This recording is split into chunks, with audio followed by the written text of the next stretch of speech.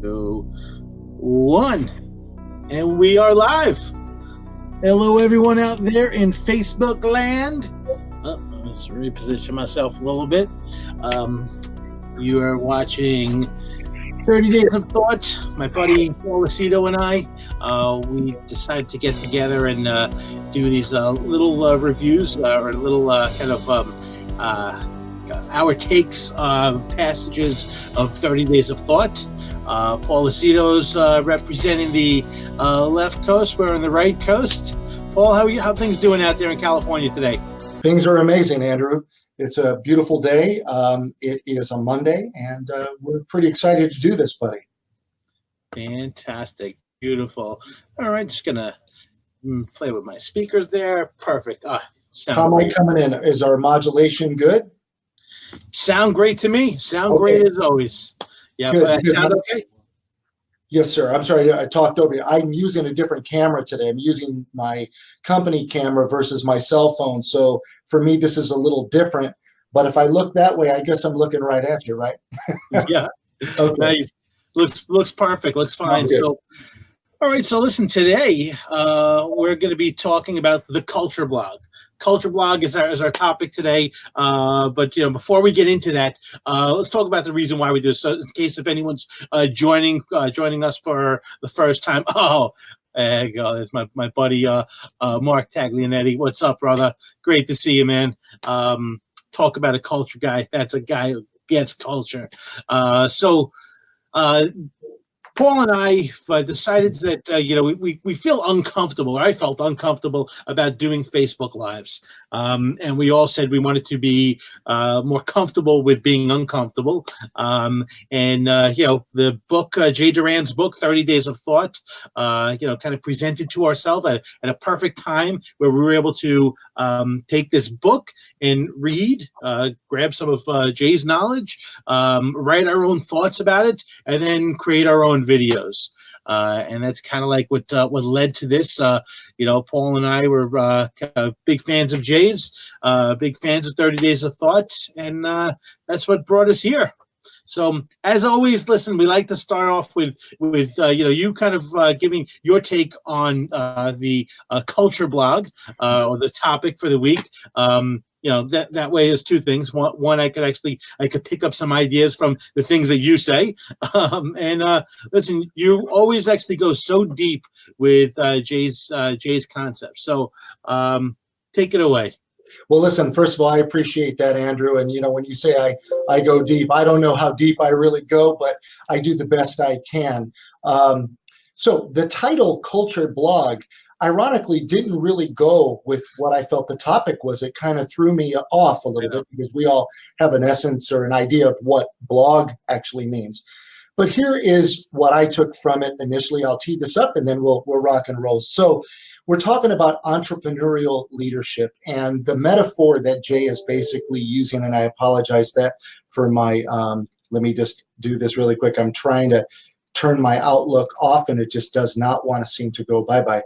And ultimately what I'm trying to get across here is that the metaphor that Jay is using for entrepreneurial leadership is literally the relationship between the sun and the planets. So he's talking about an entire ecosystem.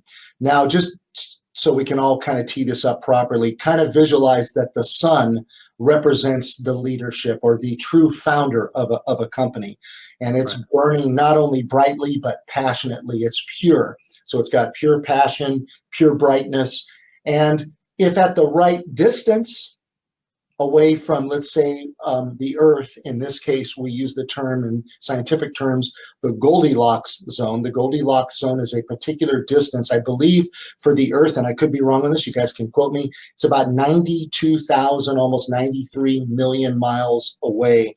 And it takes light from the sun about, I think it's about 8 minutes. Let's see what I wrote, 8 minutes to reach the Earth. That particular distance is what allows life to take place. It's the habitable distance. And the idea is, and where Jay is going metaphorically here, is that leadership has to not only have a purpose, but it's got to have a presence. And that presence in a company, how it relates to its people, the distance it stays in touch with those people, is what allows that, we'll call it his or her, could be a he or a she, their message to translate and essentially birth other mini Earths, which would be other leaders. And then those leaders, of course, would create followers. And I'm going to go back to something I've always said, through the right purpose and the right behaviors. It's kind of like paying it forward. You start to create a fellowship.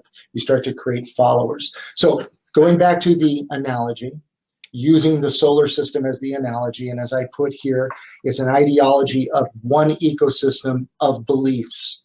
If we're all in alignment with what our leadership, in this case a founder of a company, has to say, and they're looking to develop, then everybody else kind of follows suit of that.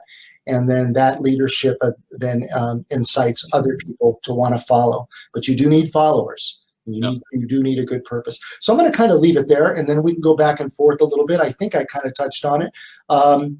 That's about what I have. And just keep in mind, passion being the pure guiding light. Yeah. Okay? Yeah. Go ahead.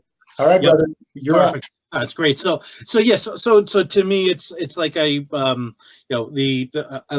C-suite or the founder is the sun that's shedding the lies, the rays of light out to the solar system. Some planets are going to be, Mercury or Uranus, and some planets are going to be Earth. Earth is actually, this is like the perfect planet. It's doing it's making use of the energy of the sun, and it's in this like perfect position. So it's not too far away, not too close, but it's in this perfect position. And the other planets are still actually in sync, but Earth is just kicking butt. Earth is just doing great. And I think relative, listen, we could talk about actually all the bad things we have in Earth, but I think we got it going on relative to the other planets. Earth is just really rocking it. You got to so that's kind of the way I look at it. Is we want to create other like mini Earths, as you said, where we're inspired and making use of the sun, the creator, the C-suite, whatever is at the nucleus of this organization, making good use of their energy. I would agree, and I think we're both saying the same thing. And so I think where we can roll, totally. So where we can roll this over is this. So we kind of gave the whole, we'll call it the 2-second tour of the solar system. You said something that's very important. There are a lot of planets that are outside of that Goldilocks zone, that perfect distance, we'll call it, where life can habitate. But there are other planets too. I believe actually Venus and Mars fall within that as well.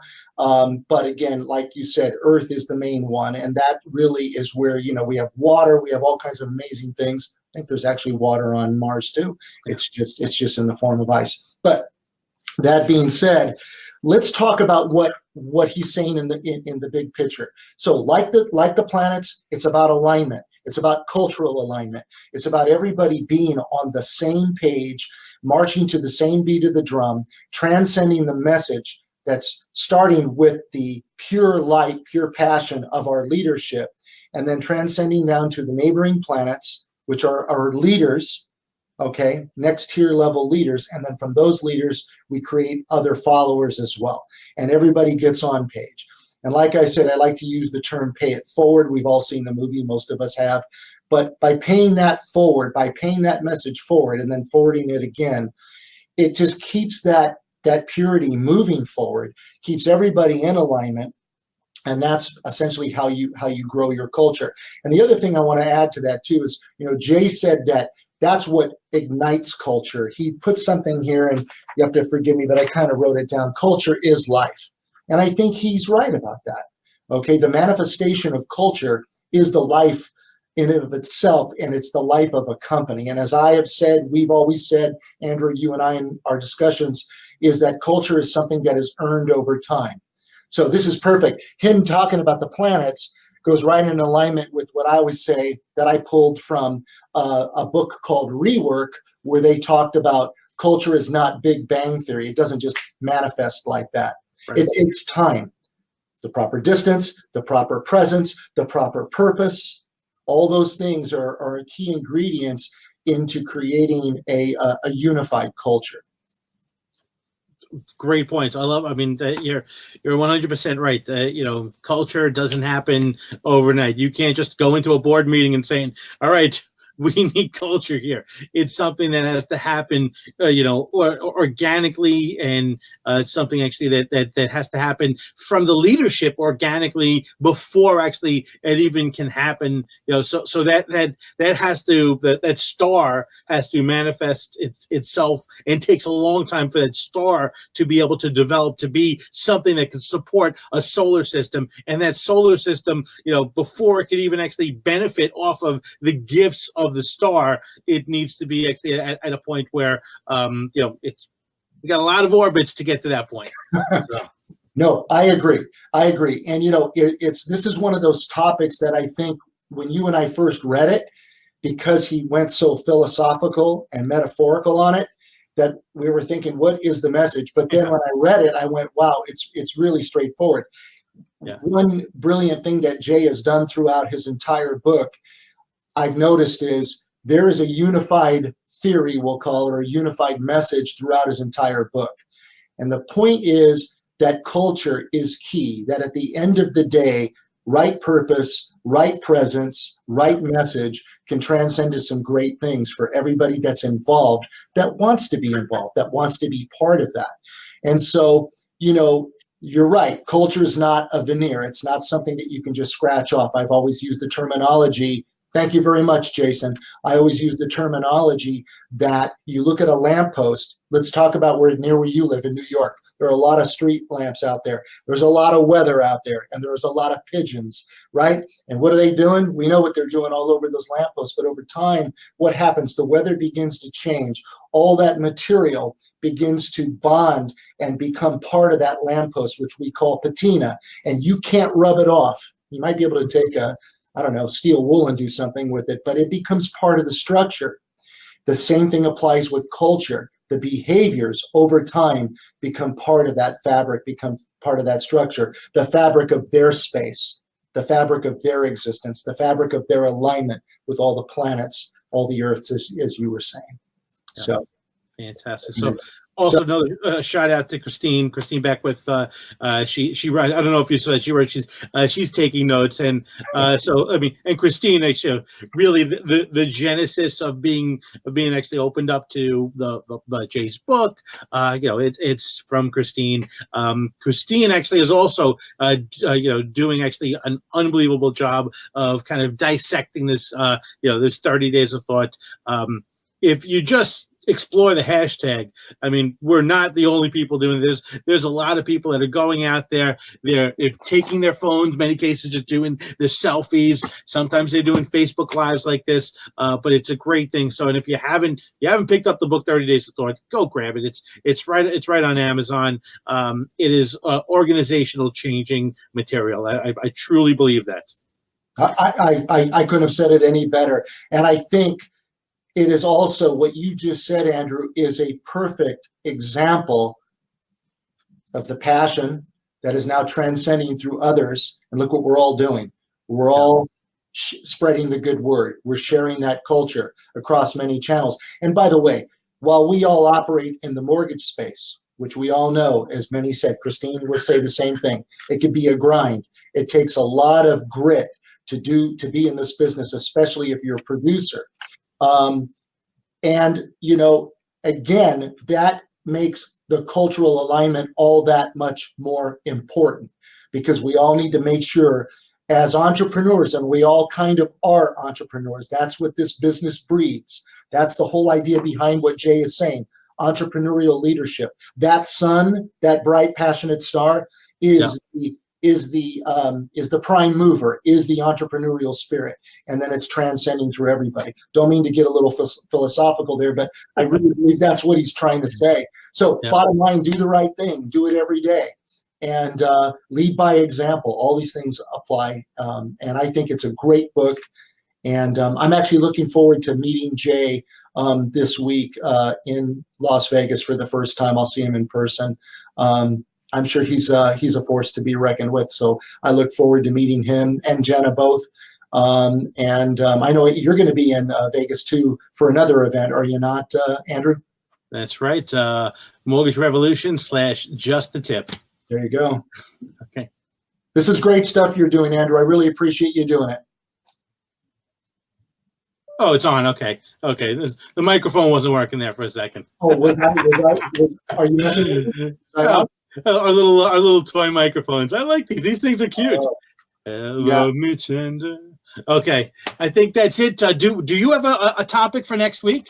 You know what? I don't have the book in front of me. And by the way, to my wife, thank you for doing this for me this morning. She was kind enough to take 2 shots. Awesome. Emailed that to me because I left the book at home. I'm sorry, Jay, but I did. Just we have a lot of distractions this week. But with that, the message is powerful. And I don't know, Andrew, why don't you figure it out, and then we can send these folks our update through Facebook. But I'm wide open. You can almost close your eyes and pick any topic. It's going to be amazing. We'll I have a couple that are in my mind. We'll post it, and that's it. So till next week, thank you everyone for watching. Really appreciate it, Paul. Always awesome doing this with you. Of course, brother. You know how I feel. Good to see you again.